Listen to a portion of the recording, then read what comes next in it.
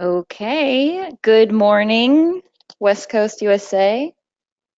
Good afternoon, East Coast USA, and good evening, everyone in Europe and Switzerland. Thank you for joining us for today's webinar. I hope you're all having your respective coffees, lunch sandwiches, or even apéro drink while ready to learn more about Swiss game scene. My name is Jillian Oakes, and I am the West Coast Director for the Greater Zurich Area Investment Promotion Agency. Yes, the Greater Zurich area is a very, very beautiful geography and thriving economic region, but it is also an organization dedicated to aiding international companies with their European evaluation and transition into Switzerland via incorporation needs, support with peer industry introductions, providing detailed information on R&D opportunities, incentive programs, site tours, connecting with tax and legal and staffing specialists, as well as organizing discussions with local cantonal authorities, all of which is free of charge. Different from other agencies, Greater Zurich area is a public-private partnership, as you can see on the slide.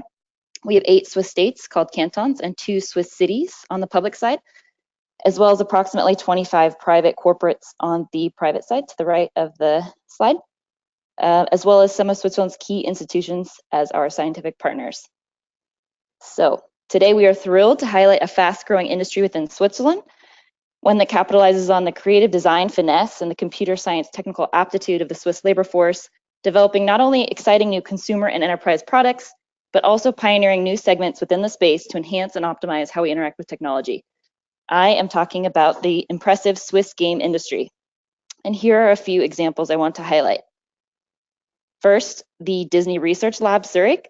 Their only one in Europe is located in Zurich, just a stone's throw from the Swiss Federal Institute of Technology, or ETH, Computer Graphics Lab, and is influencing video of the future, including video manipulation, video coding, 3D and perceptual studies, as well as computational cinematography, human and facial animation, and capture technologies. You might have seen them within the games Disney Infinity or Kingdom Hearts 3. Next up, I truly love the story of Urban Games and their train simulation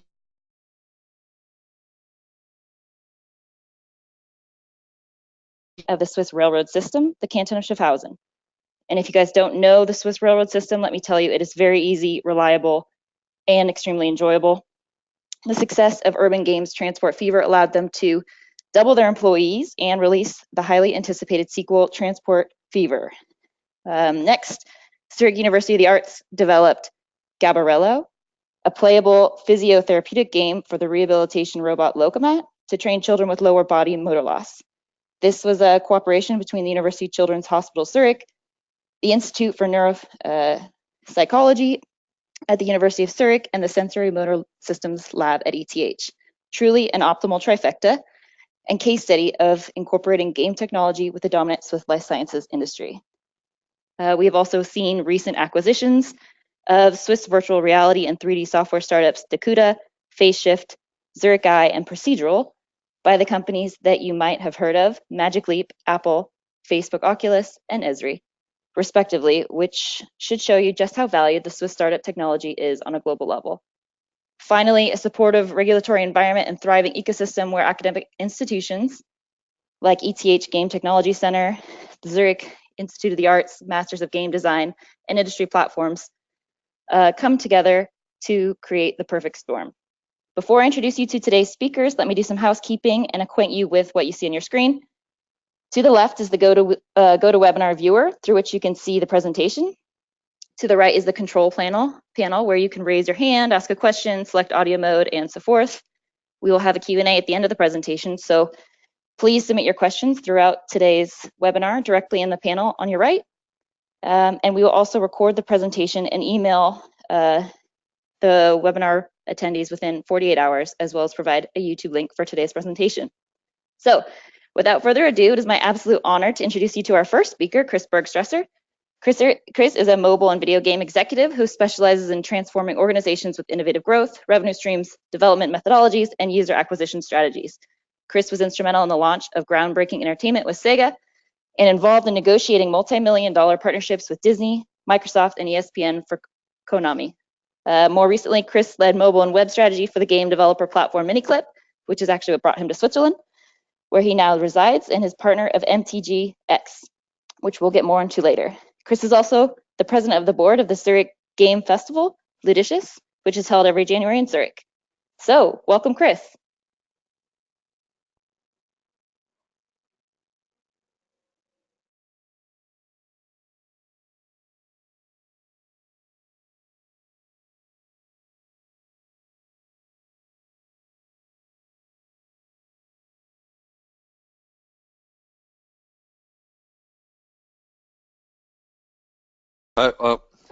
Sorry about that.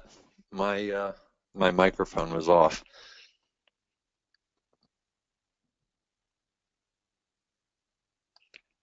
Oh, and it seems we're at the end of. There we go. I'm Chris. I am originally from San Francisco, California, and I am Swiss by choice. So if you can go to the next slide. So I've been in the games industry a really long time, so I'm old in the games business. As Jillian mentioned, I've been with Miniclip, Sega, Konami, Atari, and a variety of different operational roles. I've had several startups, one being Gamer TV, which was funded by IMG and PCCW, Hong Kong Telecommunications. And we were video game-based television shows and online games. And most recently, I co-founded a company called Appscotch, which we sold to App Annie. Over my career, I've worked across a variety of titles. Some I'm very proud of, some I'm not so proud of. But I would say the ones I'm very proud of, I've listed below. I think having been in the games industry for 30 years has allowed me to see all sorts of interesting evolution in how games are designed, how games economies work. Although I've been in it a long time, I consider myself a perpetual student, and I'm constantly learning about new things. So it's been a great 30 years. Next slide. But I'm not retired yet, and I don't think I ever will be. My day job is MTGX, and I will explain who MTGX are in just a minute. My passion project is Ludicious, the Zurich Games Festival, and I'll talk about that in a little while. But also, I do take some time to mentor some companies. So from time to time, I'll take advisory roles, which I've done with Struct, a very interesting Swiss company. I'm very excited about what they're trying to build. And more recently announced I've taken a board of director seat with Flexion Mobile, which is a Swedish UK company. A very interesting model of focusing on non-traditional app stores. So they focus on Amazon App Store, Samsung, LG, and so on, and also tier 2 and tier 3 markets, which are, it's amazing how underserved those markets are, but the amount of revenue that you're able to drive from those markets and through those second tier app stores is pretty amazing. So could be a disruptive company. Next slide. So MTGX. Now, MTGX is the digital arm of Swedish media company MTG. MTG was founded back in the 1980s as one of the first commercial television companies out of the Nordics. And so 5 years ago when MTGX was created, MTG had seen that people were migrating away from traditional terrestrial television and focusing more on entertainment through tablets and mobile devices and PCs and so on. So MTGX was founded to focus on investments and acquisitions in that space. We are one of the largest investors and probably the most active in M&A on the esports side. We own the largest esports company in the world called ESL. We also own DreamHack. We're the largest investor into esports incubator Bitcraft, and we have quite a few more. We also invested into multi-channel networks And so we own Splay and Zoomin.tv, and we've made other investments there as well. But more recently, 2 years ago, we started to acquire and invest in the game space. So our first acquisition was Eno Games. They're a really, really strong developer out of Hamburg, have year over year outperformed expectations. They are more in the mid-core space. They're a cross-platform company. They do both PC and mobile games. And then the most recent out of San Francisco is Congregate, which is not only a web publishing platform for games, but they also do PC publishing through Steam. And more recently, over the past 3 years, they've really built their mobile business, which now represents about 60 to 70% of their overall business. So, we try and be fairly diverse in how we tackle the market. Especially on the game side. We're trying to be more experimental now, and in the venture side, we set up a venture fund in December of about 30 million euro, and we're doing investments between about 100,000 and about 2-3 million euro. And but there we're diversifying a bit more. So we're looking at service layers. We're looking at investing in analytics companies or mobile ad companies. We just recently invested in App on Board, which is a playable ad company. We're also looking at AR, potentially some VR, but I would say the vast majority of those funds are going towards games. Next slide, please. And so in my real passion project is the Zurich Games Festival. I volunteered to be president of Ludicious at its very start back in 2013. And it was really founded on the idea and that we wanted to give a platform and a voice to the Swiss games community.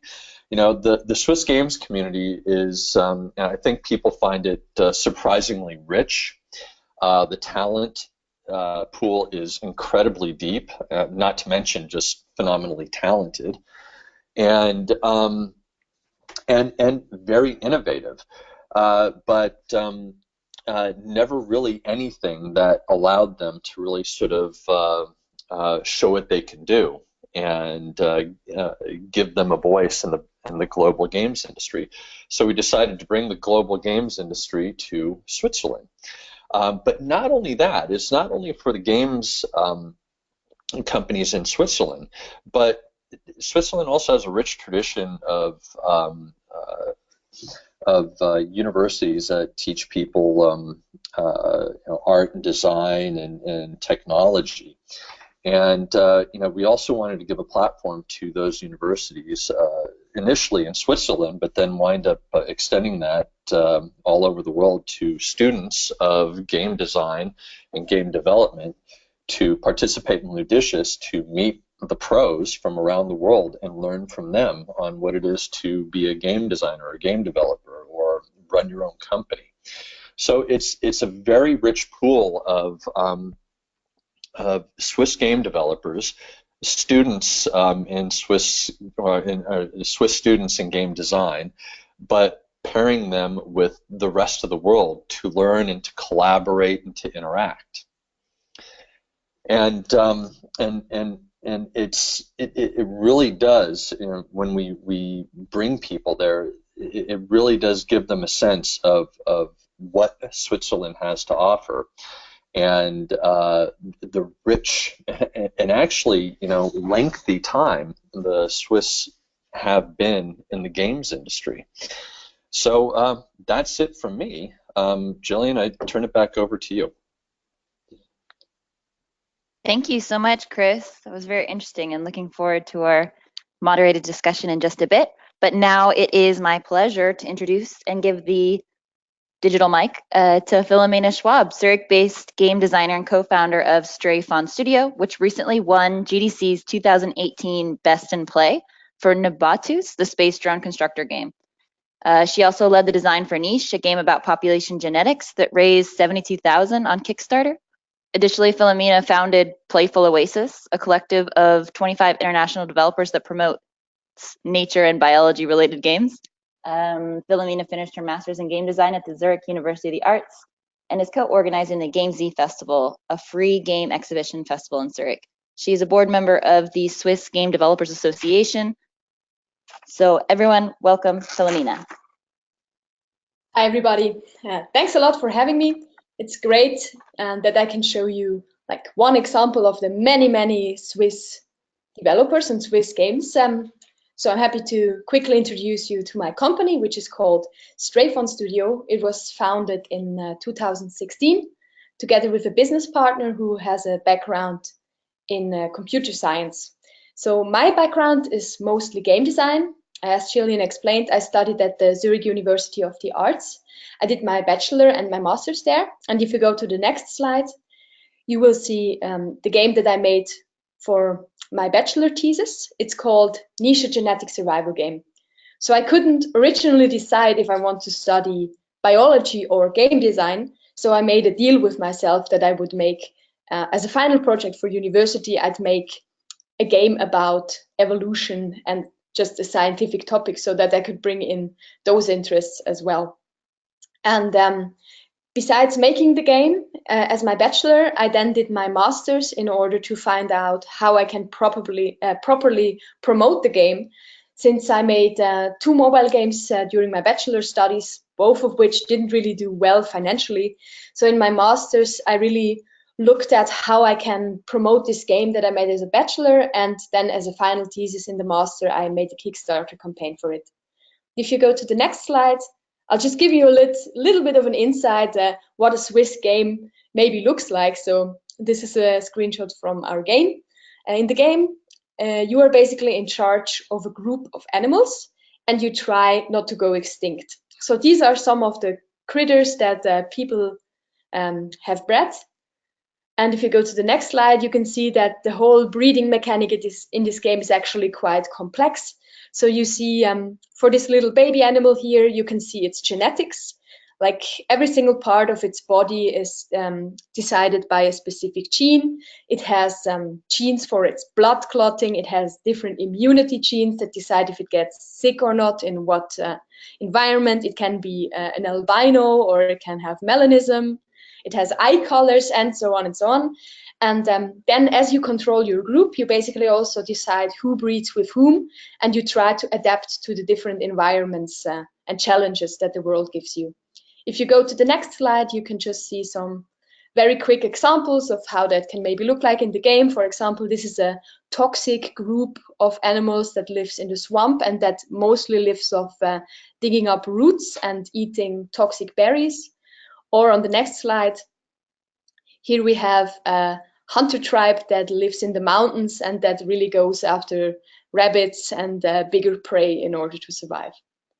If you go to the next slide again, then we see how the world of the game is actually created. It's all procedurally generated. That means that you give some instructions to the computer how it could look, and then the computer does these islands procedurally. So each time that you play, it's a bit different. The biomes are mixed together differently. The shape is different. The challenges that you encounter will be different. And your goal is basically to migrate your animal group from island to island, and it gets increasingly harder to survive there. If you go to the next slide. So this was our first game. Originally my bachelor thesis, then we did a Kickstarter for it, as Gillian mentioned, and then it was released last September. So far it has sold around 85,000 copies. The game itself costs $18. But in the end, as a developer, you usually get probably around 10 of that. Like if you, the platform that we sell it on takes a 30% cut, and then there is stuff like local AHV and insurances and stuff you have to pay. So in the end, you end up with about 10 francs per game. And with this money, we could now fortunately continue to run the company. We have now our second game in production, which is called Nimbatus the Space Drone Constructor. This was originally my business partner's game. So when we started the company together, both of us had a game. I had Niche that I did as my final thesis for university, and he had Nimbatus that he has been working on as a hobby project on weekends for about 3 years. And then we basically made the deal that we would finish both our games, and then from there we would see how everything goes and continue the development if all goes well. So if you go to the next slide, we didn't also for Nimbatus, we did a Kickstarter campaign, which also ended up with around $75,000. And we were very lucky to receive an additional $50,000 from Pro Helvetia, which is the government fund that funds game projects in Switzerland. And in order to not run out of money fairly quickly, because this is what you will do if you don't plan accordingly, we basically don't work on a game for 3 years and then just release it. But we make, when we have an idea, we basically make a very quick prototype of it, show it to the public, see if there is any reaction to it on social media, on things like Reddit and so on. And if there is, we work on it for a bit longer. And then we do a Kickstarter campaign to see if there are actually people that are willing to pay something for this idea. And if that goes well, we then develop an early access version. I haven't said yet, we are developing PC games only currently. We're looking at potentially also going into the console market, but so far our efforts have been on PC, Mac, and Linux. And for these platforms, you will essentially go ahead and sell your game on Steam, which is the biggest platform to launch desktop games on.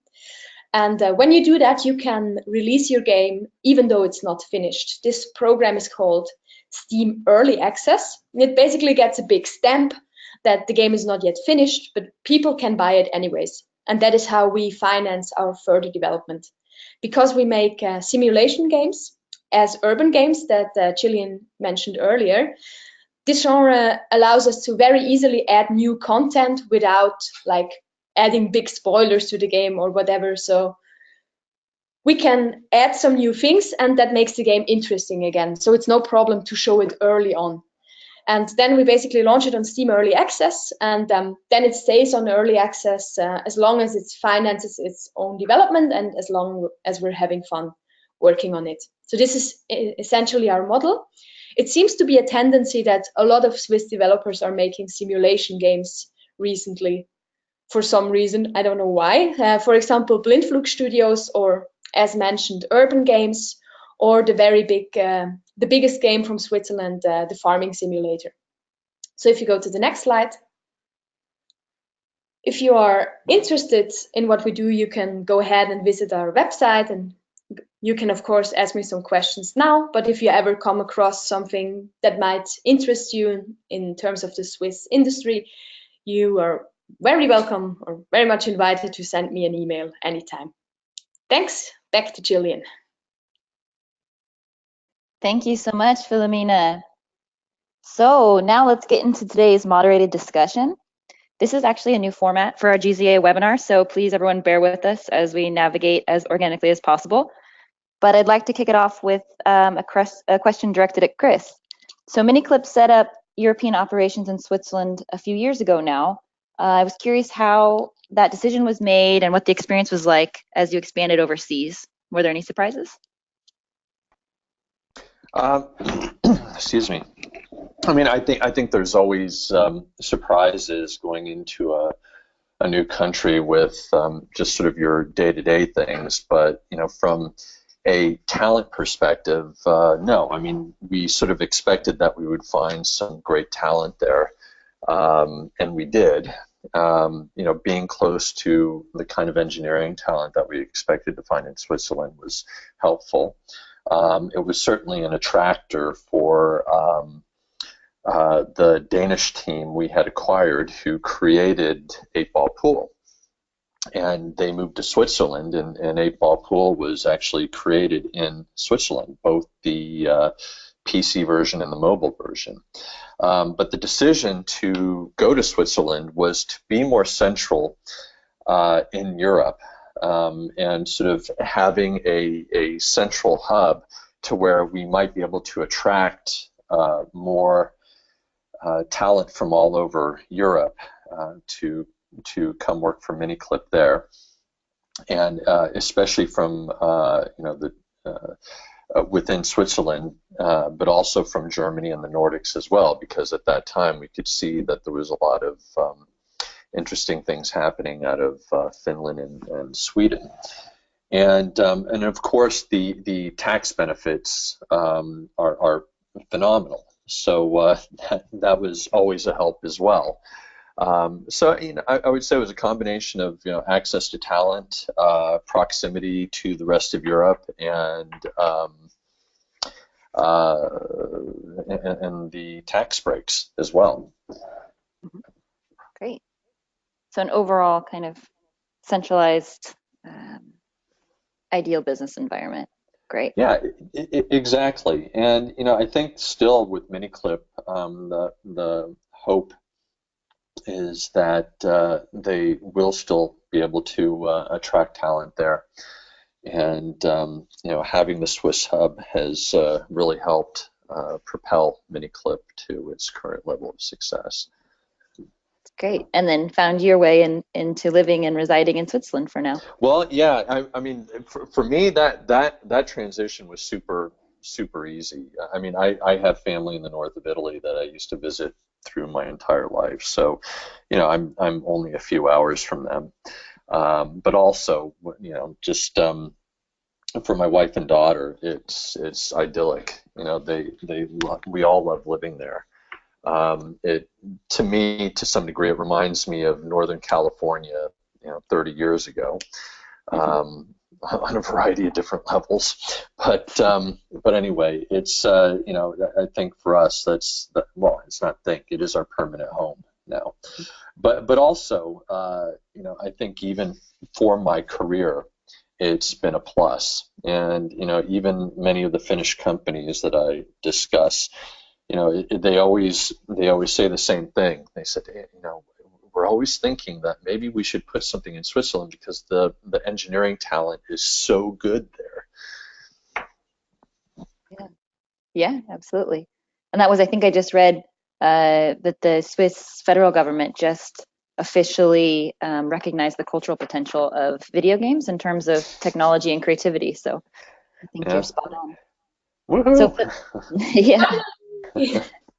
So Philomena, you started your studio in Zurich, homegrown, and then have continued to grow the company from Switzerland into international markets. And you mentioned, your approach with Steam, and then I forgot to mention in your introductory remarks that you're an ambassador for GDC, as well as being nominated and listed on Forbes 30 Under 30 in Europe for technology. So congratulations. But just kind of wanting to hear how your experience was going through the Zurich University of the Arts and then launching your studio and kind of growing internationally relatively quickly as a young studio. Is there any elements you'd like to elaborate on?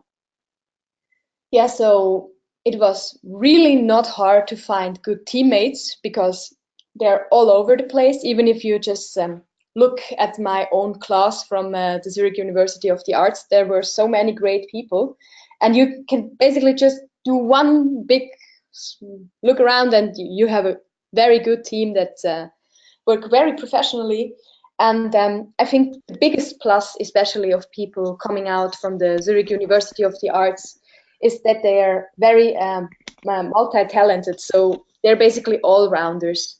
Everybody who graduates essentially can do programming, art, game design, a bit of sound design, storytelling, and each person then has one specific field where they're especially strong in.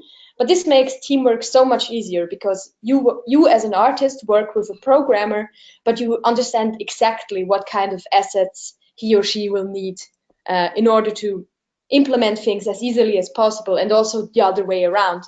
And I think even though it's rather expensive here to work here, people have a pretty high salary especially, but you can have smaller teams because everyone is so multi-talented and can fill multiple roles in the team.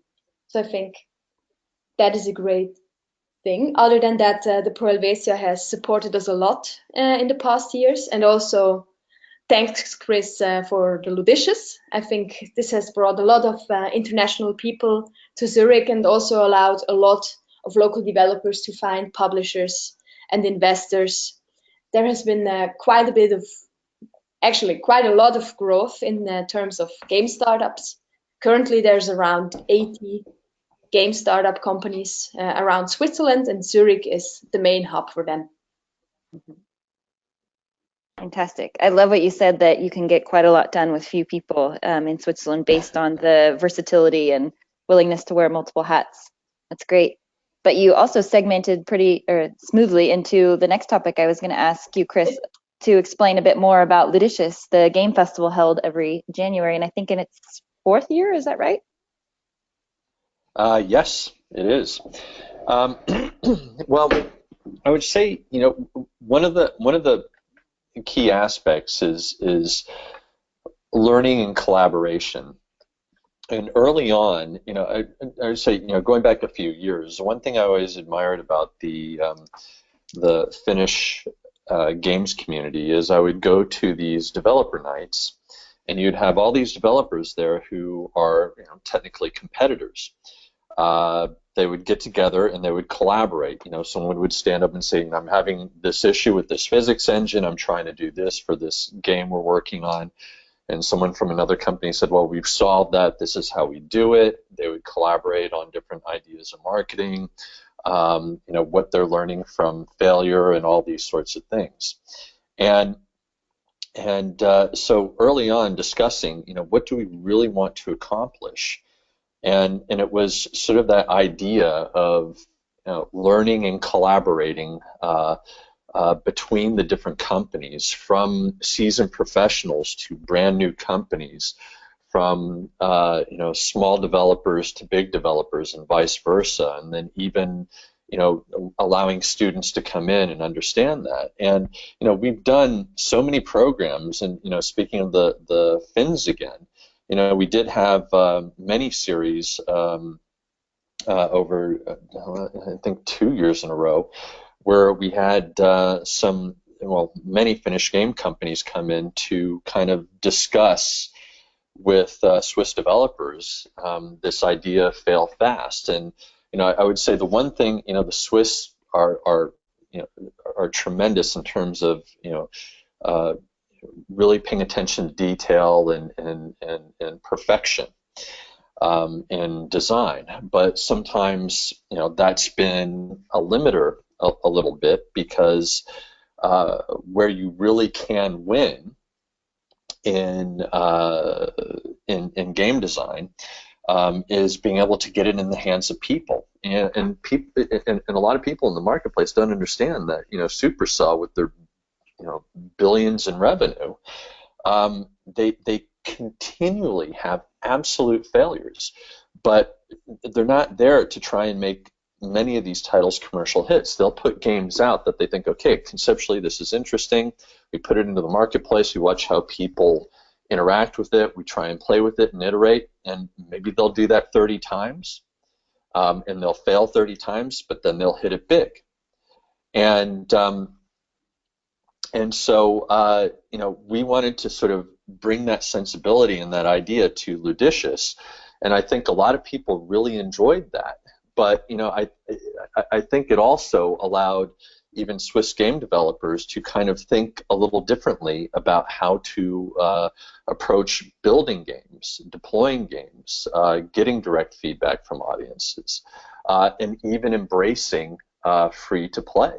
I've seen a lot more companies embracing free-to-play, where, if I went back 6 years ago or 7 years ago when I first arrived in Switzerland, and you almost didn't find any that were doing free-to-play.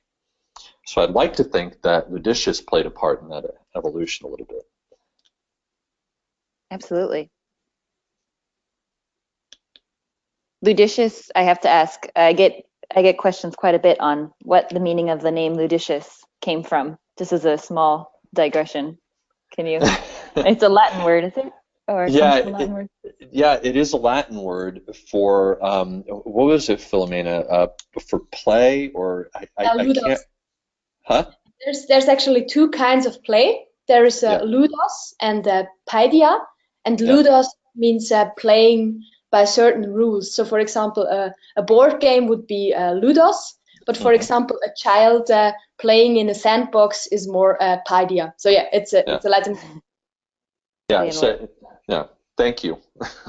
Sorry. That is perfect. I love that. It's fun. It kind of taps into the to play or free to play kind of momentum that you're talking about, being instrumental in getting it more prevalent within the Swiss gaming scene. Yeah, So, and it is. It is. You know, and I think I'm seeing a lot of experimentation, some very interesting experimentation with different developers, and even like developers that said to me, "I will never do a free-to-play game like Blindflug." Now says, "Yeah, maybe we'll do free-to-play now." It's very interesting. yeah, great. So lots of developers at this year's Game Developer Conference in San Francisco, at the GDC held every year in San Francisco, we're discussing games on blockchain technology. I was wondering how you guys see this fitting into kind of companies that you're involved with, or companies in the area, or portfolio companies you're working with, Chris, and if it was an opportunity for Switzerland given all the buzz around the crypto valley and blockchain development happening. I can go on. I can go on for a while on this, and maybe before I go on for a while on this, Philomena, do you have any thoughts? I mean, we, as well as I think a lot of other Swiss companies, are keeping an eye on it. I mean, we own a crypto kitty, so we know kind of what is happening, and observe it and consider it to potentially use it in future projects. But right now, I think there's not a lot going on. Yeah, well, you know, and I have to. So in the crypto space, actually, one of the pioneers is a Swiss company called Everdreamsoft, and they were one of the first to utilize blockchain to actually build an economy platform for games to link and allow people to play with one another and to buy goods and services. Now, it certainly was a big buzz floating around GDC, and a lot of the companies we were talking to about investment. I mean, you know, cryptocurrency and blockchain seem to be, you know, popping up every other slide.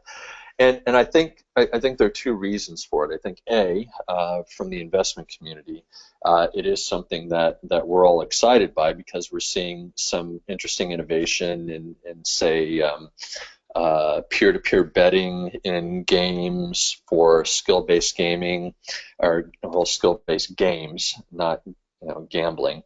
But some are looking at it from a gambling perspective, allowing people to bet on esports and things like that.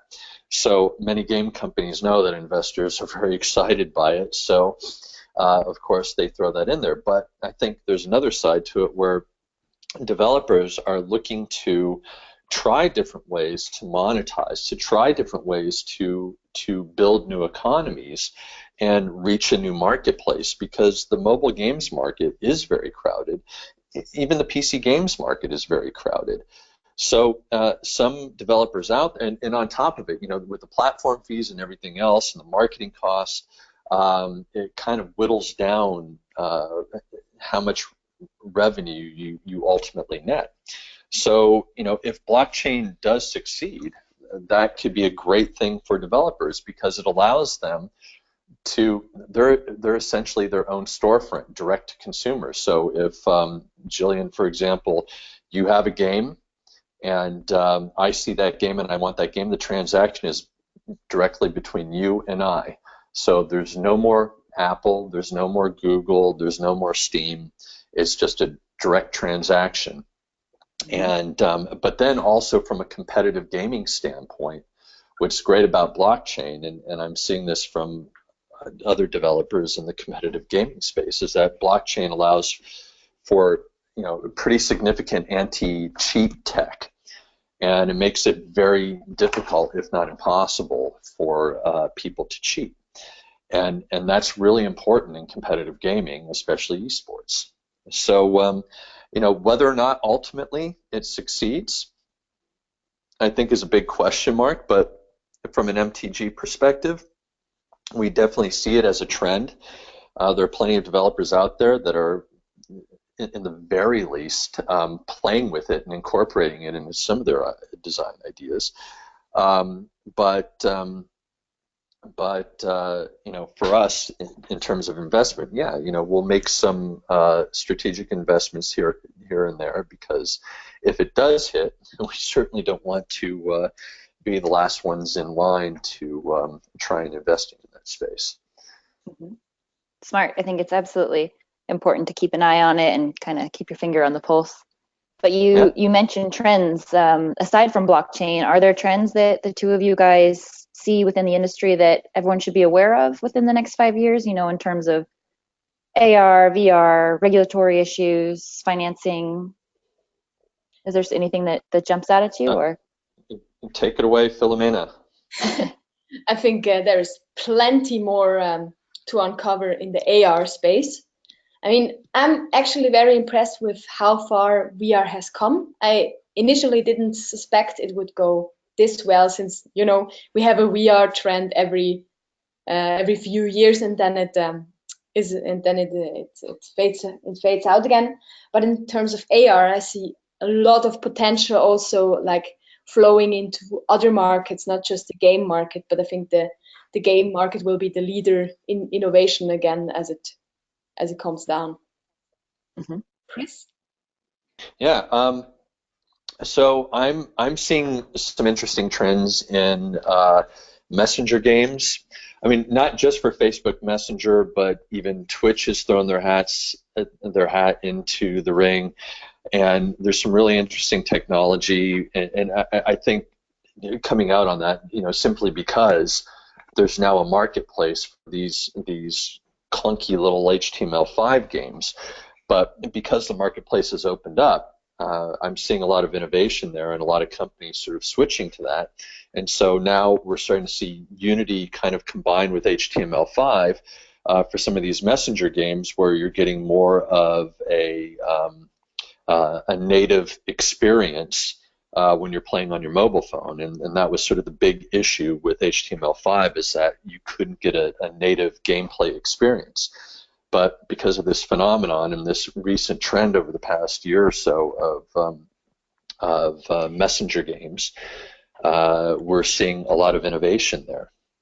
Additionally, we're seeing some funny trends of games companies, certainly in the Nordics, going public.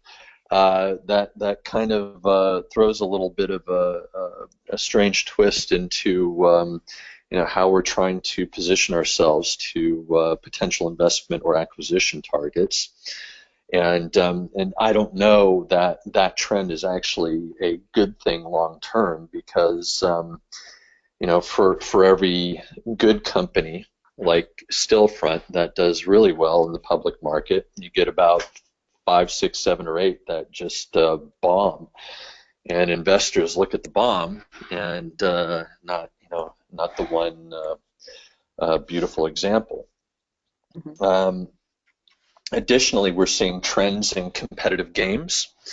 So, I'm sure, or I don't know how many of you followed the charts, but certainly PUBG and Fortnite have done incredibly well. But even before those, really kind of took the not only Steam by storm, but also the app stores by storm more recently.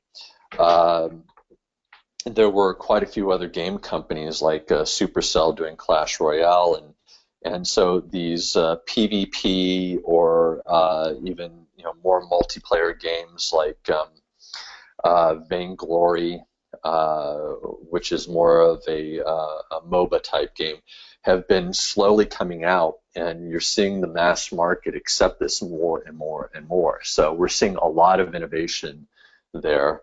One in particular is a company called Future Play in Helsinki. Um, they've launched a game into soft launch called Battlelands, and it's It's a competitive game that has very simple game mechanics, and they're already seeing it in the metrics that it could be a runaway mass market hit. So very interesting things. I'm still super impressed about how well PUBG is doing in China. I think China and also Korea especially are becoming more and more important also to game companies in general. Oh, absolutely. And and that's the other thing. There's sort of an unnoticed trend how many titles have come to the marketplace that actually have bridged between East and West, more so than any other time in the game industry history. A lot of that has been led by the fact, Tencent is invested into so many Western companies, and there's been some pretty good collaboration there. But also, many Western game companies have really studied culturalization of games for different markets, and kind of vice versa from Asia. But also, many of the Asian game players have been going out and sampling games from around the world, and vice versa. So there's been a dynamic shift, let's say, to have more, let's say, a more blended culturalization of gameplay worldwide. Yeah, I would agree. Okay, I think we have time for one last question. Let's probably summarize this up in any tips for entrepreneurs starting a company within the space in Switzerland or anywhere in the world, or if there was something you wish you had known earlier, or now that you wish you had known earlier, would there be something you did differently, and you can utilize that as a tip for budding entrepreneurs about to start either a game design studio or something within the game developer entertainment software space. Philomena, let's start with you. Yes, I think I'm actually pretty happy that I didn't know about many of the hardships that we encountered on the way. So I'd say just ignore all of those for now. Fully focus on finding a good team that you can trust, really fully trust. If you don't trust each other, it makes everything so much more complicated. A great way to find such team members is to go to all kinds of local meetups, talk to people there, show what you've been working on.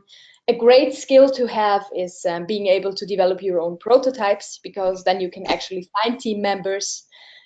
While if you just show some pictures and stuff, people are usually not very into it. So learn how to do prototypes. It's not that hard.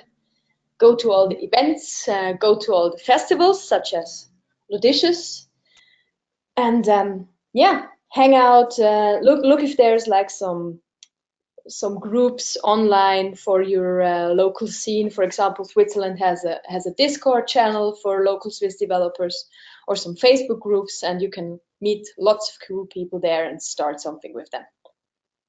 Great advice. Just ignore the hardship noise if you can. It will come in time. Yeah. Chris, what about you? What are your tips?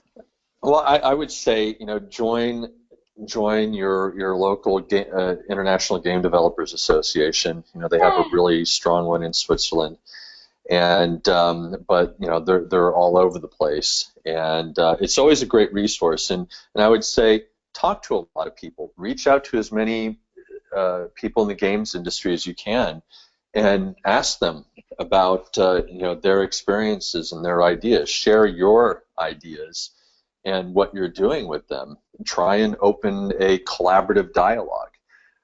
If you're looking to raise money, I mean, it's great that you have Kickstarter programs. I mean, it's never been so diverse.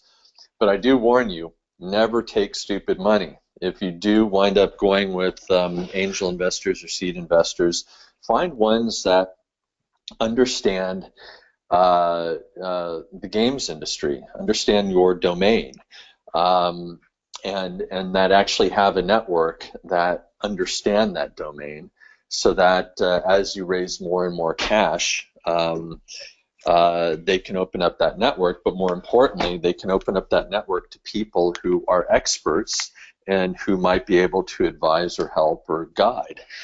So, and I would say, last but not least, you know, just it's very difficult being a being a startup and creating games, and you know, the ones that win are the ones that are tenacious. You know, don't be afraid of failure. Failure teaches you a lot, and you know, embrace failure as you would success. You know, it's a learning experience, and it will actually help propel you faster to success. I'm not saying fail all the time, but I'm just saying if you do, don't be afraid of it, and learn from it. That's all I got. Great. That's very powerful.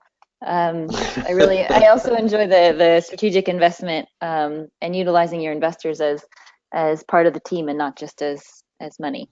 So it was very interesting. Okay, I learned that lesson the hard way. Yeah. Okay. And then maybe have someone to talk it out with, like Chris. Okay, yeah, I think that does it, everybody. We are out of time, or a little over time, but I would like to thank both of our speakers today, Chris Bergstresser and Philomena Schwab, for their tremendous insights on the Swiss game industry, as well as their experiences and what to look for going forward. Should you guys have any questions, their information was on their slides, and we can also, this will go out to all of the registered attendees. And additionally, if you have questions on Switzerland as a business location, please don't hesitate to get in touch. We're happy to chat with you regarding your specific needs and tailored solutions. So thank you, everybody, and see you next time. Auf Wiedersehen. Thank you. Yeah. Bye. Thanks, guys.